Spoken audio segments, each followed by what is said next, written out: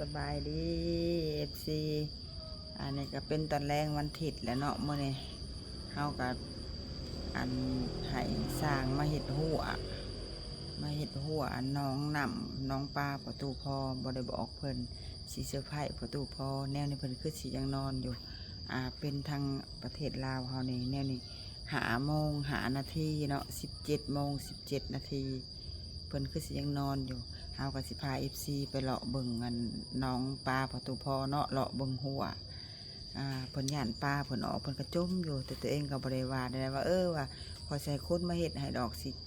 ให้จ้างสร้างมาเบิ่งให้มาเฮ็ดให้ก็บ่ได้ว่ามีแต่ว่าเซ้ยอยู่บัดเพิ่นตื่นนอนจังสิเซอร์ไพรส์เพิ่นเด้เพิ่น FC เต็มหนองแล้วได้ค่ะเมื่อนี้ตอนแรกวันอาทิตย์ฝนบ่ตกเด้อเมื่อวานตอนแรกวันเสาร์นะฝนตกแท้ตกว่าเลยฝนตกจนน้ำท่วมเลยสร้างเขายังเห็นบ่แล้วซ้ำตะนางเขาเบิดก่อนเมื่อนี้เป็นวันอาทิตย์เนี่ยเขาขายแต่เครื่องขาบเครื่องมือไปสืบประทานก็เรื่องมืออื่นให้สร้างมาสืบต่ออีกเนาะเด้เอาตะนางเล็กอ้อมทั้งนอกแล้วก็เอาตะนางยางใส่ทั้งในทั้งนอกเติมอีกไปสิพาFCไปเลาะเบิ่งหวยน้ำกันเนาะเด้ประตูหัวเบิ่งทงนาไปหาเลาะเบิ่งก่อนเนาะเป็นอะไร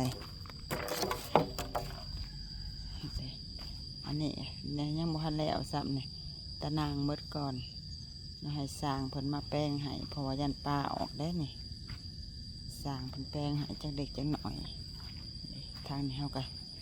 ตัวนี้สิเป็นทางหัวหนองทางหน้าบ้านเนาะ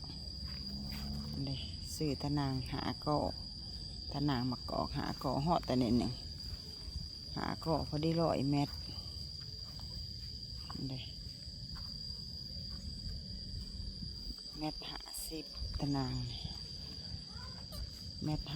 รความยาวหัน20 เมตรความสูงน่ะ1.50 เมตรเลย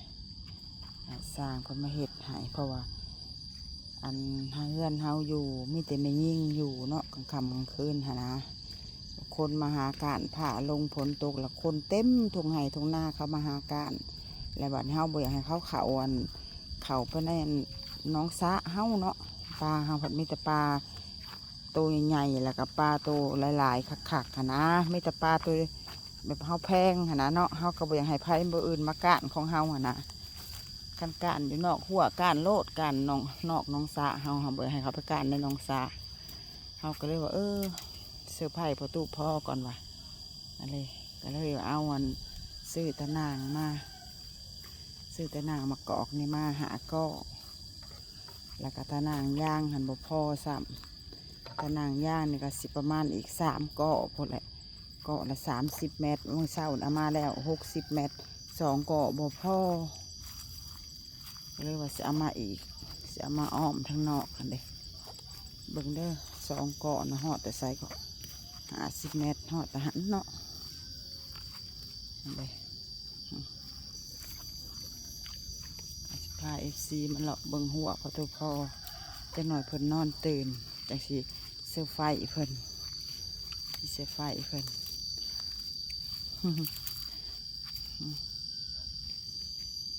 นั่นเลยก็น้ำไม้ก็อยู่ในเลยเห็ดแน่นหนาเลยบ้านคักแล้วเพิ่นเห็นเพิ่นตัดสิดีใจแล้วเห็นหัวเพิ่นแล้วสิดีใจแล้วเห็นหัวเพิ่นแล้วป้าเพิ่นสิบ่ออกอันเดโตที่ตะนางดำหอดนี่กะอันเดโตที่ตะนางดำหอดยังบ่แล้วสำได้เนี่ยเดเอาตะนางดำมันอ้อมอีกข้างนอกนะแล้วก็สร้างเขาไปเห็ดให้คักได้พอยันปลาเลาะออกยันปลาบืนออกเลยยันปลาบืนเขาก็ใส่ตะนางยังบ่แล้วยังสิเอาเสามาเสริมอีกอยู่เอาเสามาเสริมแล้วก็สิเอามาใส่อีกทางลมยันปลาบืนเขาก็เห็ดให้คักอยู่ได้ฮะเดอ้อมหัวแหนนนาทาวอนยันปลาผันบืน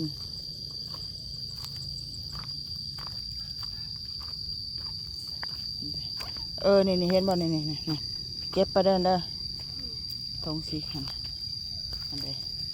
ท เขาก็จิกผืนมันหายคักได้สร้างกันได้เลยเขาก็ยันปลาเบิ้นออกคือกันเอาตะนางใส่เมื่ออื่นเพิ่งสตอกไม้ใส่ให้อยู่ทางหลุมนะหลุมมันสตอกไม้ใส่อีกยันปลาเพิ่นเบิ้นอะไรก็ได้นั่นเลยเขาเห็ดให้คักยังวะฝนตกแล้วหมดกันหลาย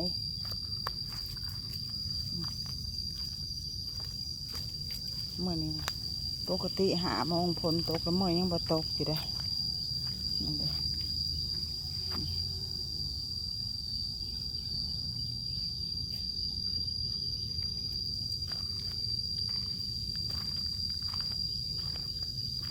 มาเก็บด้วยล่ะเด้อตุกน้ำตุกยางพามาเก็บจะหน่อยสร้างหากันแล้วก็จะให้ลูกเก็บเครื่องเมี่ยงอันเดี๋ยวเอากระเป๋าเอามาเก็บใส่ได้ล่ะเด้ออันเดี๋ยวพื้นมันเขาสจิกให้ขักได้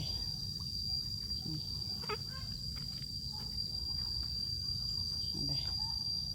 เก็บขักเนี่ยนาทาวอนได้ประตูพอขอยดีใจได้เห็นหัวเป็นขัก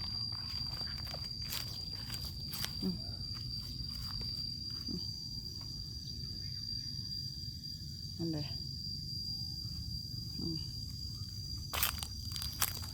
นี่เก็บใส่กระเป๋าขาวเลยหลายเด้อ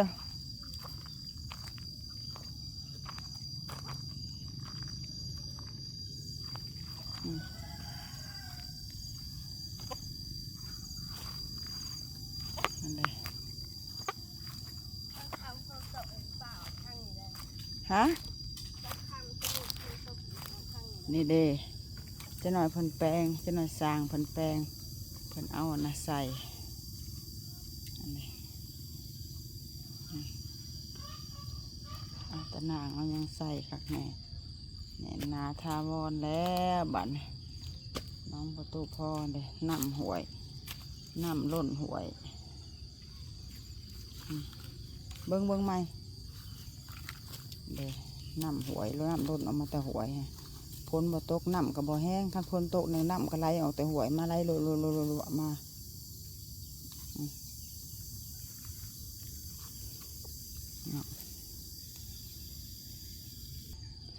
แดดออกเลยเอ้ย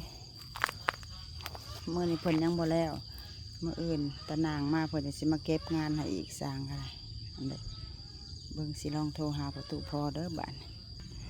สบายดีตูพอมีแนวเสื้อไฟจักโมงเจ้าละนั่นนี่นะ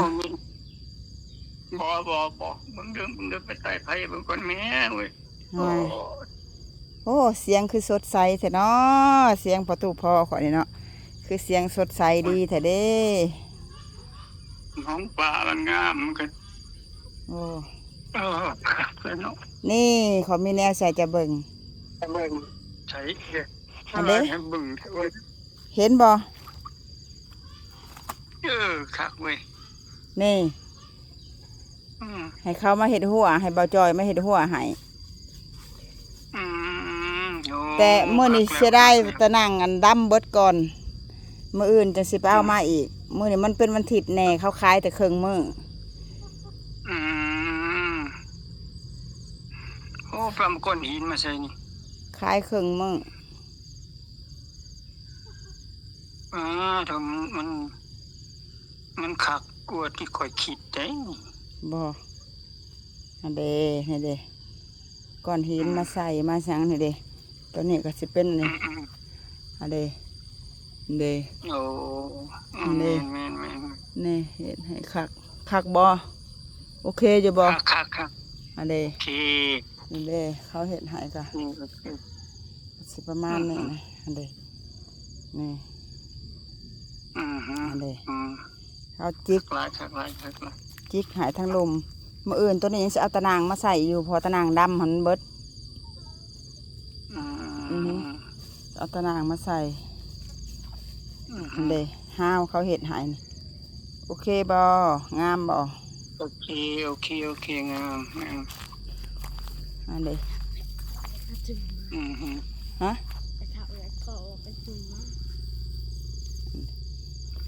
เย็นยังวะในหัวน้องจันนี่อัน อื นี้ ม เด้ ถูกแฟนวัดเนาะ เป็นอึ่งตึงเลยผู้แต่หัวนะผู้มาแต่หัว อื นะ มอืม หัวหวยผู้หวย เรา ตาหัว เราจากมาตัดน้ำอีกแล้ว บ่มันเหยียบมันยังมันก็ตายมัน อืม อันใดผู้ใด เรียบร้ เม็ อ ด ย เม็ด50ได้นี่ตะนางนี่เม็ด50แต่อีเราจะเอาเม็ด20มันเบิดยังเม็ด50เม็ด50เลยซะว่ะ แม่น กระเทินเห็ดเลยเห็ดมันแหน่นนานทาวร อืม มื้อนี่พ้นบ่ตกเฮ้ยปกติแต่ละมื้อพ้นสิตกได้ อืม สบายดีพ่อทุพ่อเป็นอะไรหลังจากเห็นนั่นหัวอ้อมน้องซะแล้วแหละเป็นอะไร โอ้มีเองหลายเติบมีเองหลายเติบ ห่วยว่าไปตาสิบ่ได้ไปหาด็อกเตอร์อีกเลยโทรมาหาเบิ่งแต่น้องน่ะก็เศร้าแล้วสัพพญาตินี่ แม่นนะแม่นนะมันสิได้เมื่อเดือน7จะยังมาเบิ่ง ห่วยหีบละมาได้ซะสิไปหับฮอดเกาหลีผู้แล้วคันเว้านั่นน่ะเสียเฮ้ย กับอี ห่วยมาส่งได้ก็สิพาไปหับแล้วได้ซะอัน FC ก็ถามมาหลายเนาะว่าโอ้ยเป็นอะไร F ยังก็อัปเดตสุขภาพพ่อตู้พ่อให้พังแน่เป็นไรวะโอ้ก็โดยว่ะก็เลยว่าก็เลยว่าเฮ็ดหัวใหม่แน่มื้อนี้เซอร์ไพรส์เจ้าแน่แล้วก็เลยถ่ายให้ FC เบิ่งเลยให้ FC ติดตามเลยว่าเป็นจังได๋สุขภาพพ่อตู้พ่อ ก็นี่แดนี่เบิ่งเอาหน้าตานี่ โอ้ย เป็นไงก็ได้ ถือว่า80 90%แล้วเนาะพ่อเนาะ ยังแปลโอ้ย75ก็ได้อันนี้ว่าขึ้นไว้หลาย โอ้ย75ซ้ำอายุเฮ้ย70ปลายเนาะ75%โอ้ยสาธุให้ได้ฮอด100เด้อให้ได้99.9เนาะพ่อเนาะ โอ้วันเมื่อพุ่นม100%แล้วกัน ว่าโถแต่มาหลินนำน้องหาได้มาหลินนำมันไฮหน้าได้คอยกับลูก ลอยน้ำก็หมด คอยกับลูกอยู่คู่มือหลินขี้ต้มนี่ค่ะเมื่อนี่แต่ละมื้ออันพ้นตก5 โมงแล้วพ้นตกแล้วค่ำมาเมื่อนี่บ่ตกเฮ้ยยังวะแต่ละมื้อหาตรงปลาหลัดปลากับลูกพอได้กินได้ช่วงนี้ห่วยจากว่า4-5 มื้อเด้บ่ได้ซื้อของกินนี่นะ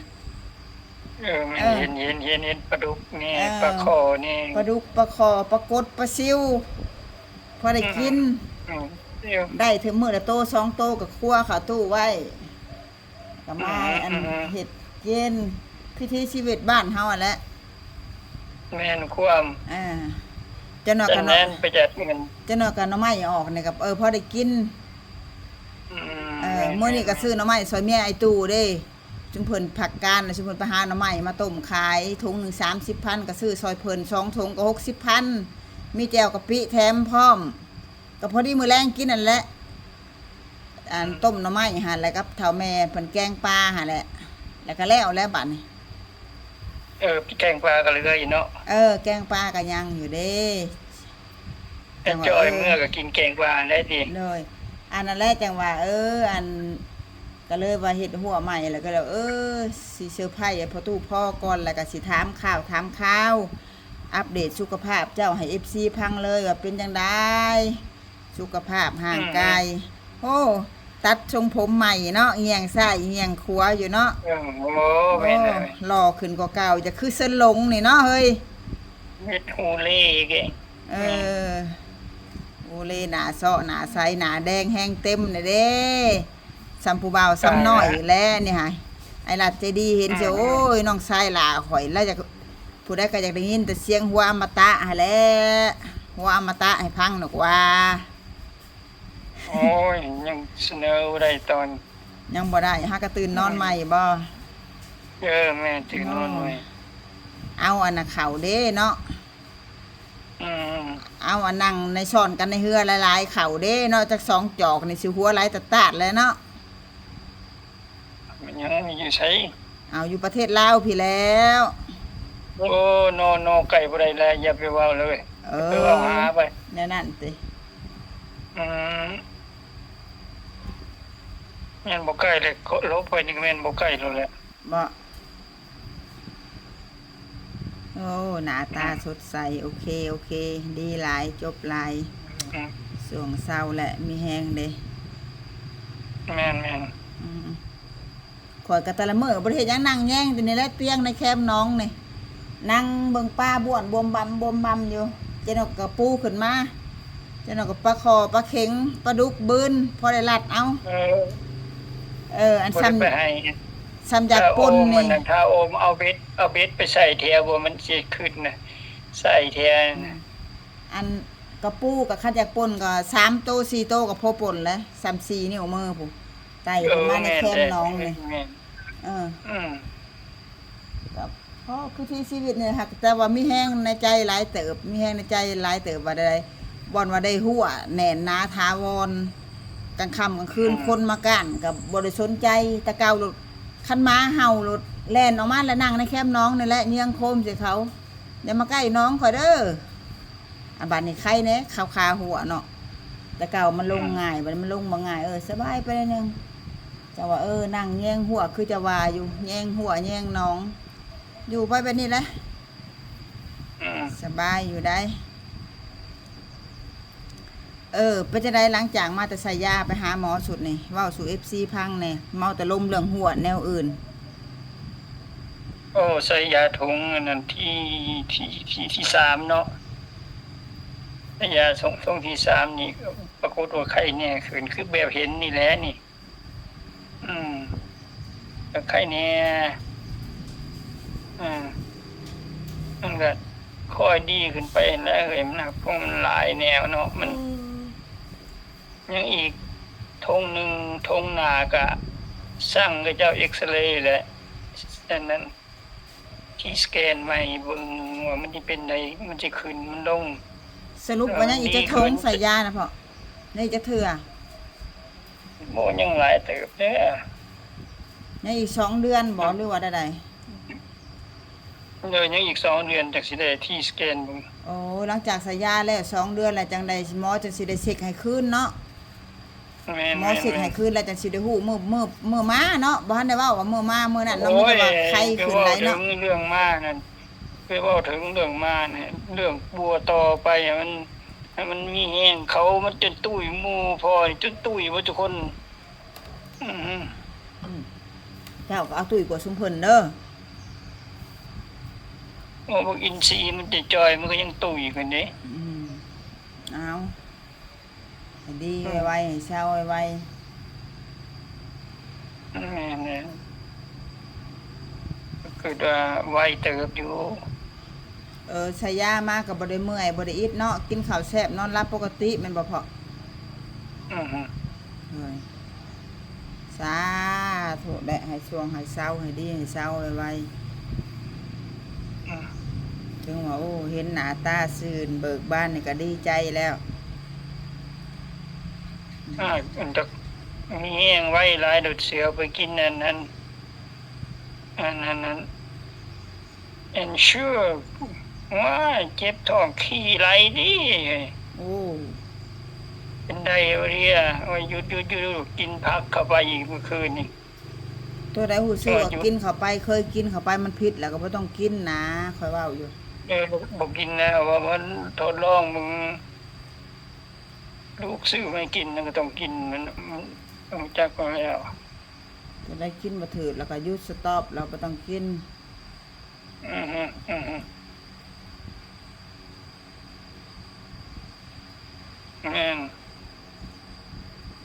เอานั่นแหละคันยังดึกอยู่เจ้ากันแน่นี่ทางข่อยหาก็6 โมงทางเจ้าก็4 โมงเช้าแม่นบ่สิพักผ่อนต่อก็โอเคโอเคบ๊ายบายพักผ่อนก่อนเด้อบ๊ายบาย FC นี่แม่เจ้าก็ได้บ๊ายบายบ๊ายบาย FC มีหยังสิฝาก FC ก็เว้านำ FC ครับนี่แหละคือ FC เห็นนั่นแหละแต่เฮาก็บ่ได้ตอบหยังบ่ได้เพราะมันอันนั้นครับแต่ก็ให้เห็นในจ๊ะแจ้งนี่แหละเห็นในตานี่แหละถ้าผู้ใดเข้ามาเบิ่งช่องอันนั้นเลิฟวิ่งเล่าก็แสดงว่าเห็นตุพ่อแบบประจักษ์โลดดีขึ้นหลายเติบแล้วเนาะเป็นแบบใด มันก็มีคนถามเข้ามาเป็นไงสบายดีอเมริจานปุตุพ่อได้เป็นอะไรก็ก็บอกไว้ตามธรรมชาตินั่นแหละก็ว่า หากแต่ว่าช่วงนี้พอตู้พ่อสิบ่ได้ตอบคอมเมนต์เนาะเพิ่นช่วงหลายเพิ่นมีแต่อยากนอนช่วงนี้ค่ะอยากนอนหลายกว่าบางเทื่อโทรมาหาเมียก็รับค่าโทรศัพท์ แม่นนั่งเถื่อก็นอน โทรมากลให้หมู่พัง อยู่ แม่ นํกันบ่ได้อยู่นํกันก็กลให้กันพังยังบ่พอเมื่อพูดยังโทรมากลให้พังอีกโอ้ย อืม จะแม่นเสียงกลอมตะ โอ้ย ถือว่าดีหลายเติบแล้วอ้าวโอเคพักผ่อนต่อนอนต่อเนาะ FC อ้าวเฮาก็สิขอบอกขอบใจแทนประตูพอ FC เอ้ยฝากกดไลค์กดแชร์กดติดตามช่องเลิฟรีวิงลาวหน่อยเด้อพอตู้พออยู่ได้ก็นำย่อง FC นี่แหละมีกำลังใจนำ FC แม่นะ เพิ่นอ่านทุกคอมเมนต์พอตู้พอน่ะอ่านทุกคอมเมนต์ที่ FC เขียนแต่ว่าเพิ่นบ่ได้ตอบเพิ่นเมื่อยบางเทื่อก็นอนเนาะโอ้ยสาธุขอบมกขอบใจหลาย FC ฝากกดไลค์กดติดตามหน่อยเด้อมีหยังก็อ่านคอมเมนต์เขียนคอมเมนต์โดดพลพอเพิ่นได้อ่านพอเพิ่นได้หัวพอเพิ่นได้รับนอนโอเคบ๊ายบาย